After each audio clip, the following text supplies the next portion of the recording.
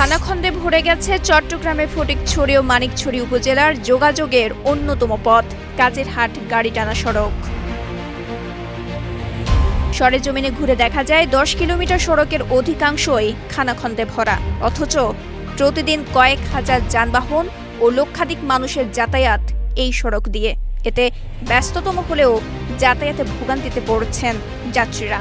তাছাড়া বৃষ্টি হলে পানি জমে সড়কের খানাখন্দে, এতে বাড়ে ভোগান্তি। এখানে স্কুলের ছাত্রছাত্রীরা, মাদ্রাসার ছাত্রছাত্রীরা এবং আরো একটি বিশেষ করে কষ্ট হয়ে যায়, সেটা হচ্ছে এখানে দর্শনার্থীরা আসে না।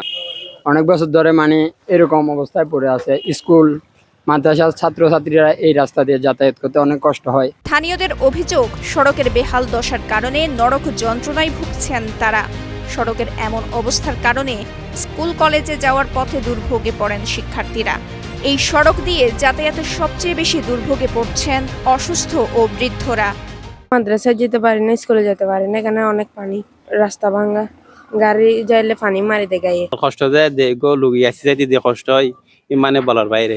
তাদের দাবি, সড়কের এই নরক যন্ত্রণা লাঘবের কোনো উদ্যোগ নেই সংশ্লিষ্টদের, যেন দেখার কেউই নেই। বর্তমান সরকার এবং বিগত সরকার এবং যারা প্রশাসন আছে অনেকের দৃষ্টি আকর্ষণ নামের এই রাস্তার প্রতি। অন্যদিকে ওই সড়ক হয়েই হালদা ও রাবার ড্যামের মতো দর্শনীয় স্থানগুলোতে যেতে হয় পর্যটকদের। সড়কের বেহাল দশার কারণে বিরক্ত হয়ে ওই এলাকা বিমুখ হচ্ছেন পর্যটকরাও।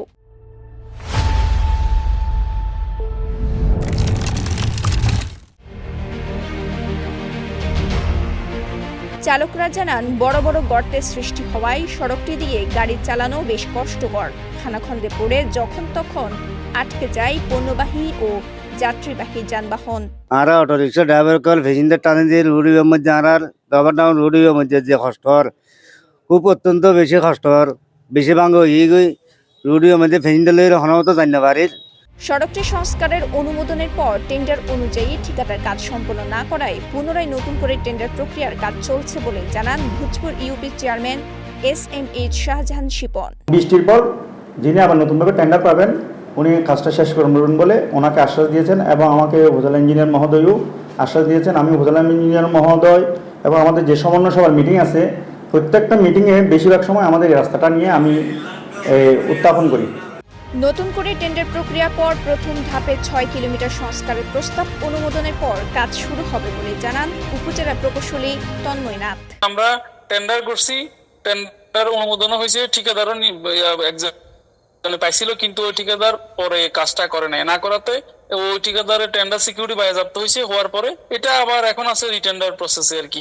দ্রুত দুর্ভোগ থেকে মুক্তি চান স্থানীয়রা। সড়কটি দ্রুত সংস্কারের দাবি তাদের। চট্টগ্রামের ফটিকছড়ি থেকে মোহাম্মদ নাসির উদ্দিনের পাঠানো তথ্যচিত্রে সাফা মারওয়া, কালের কণ্ঠ।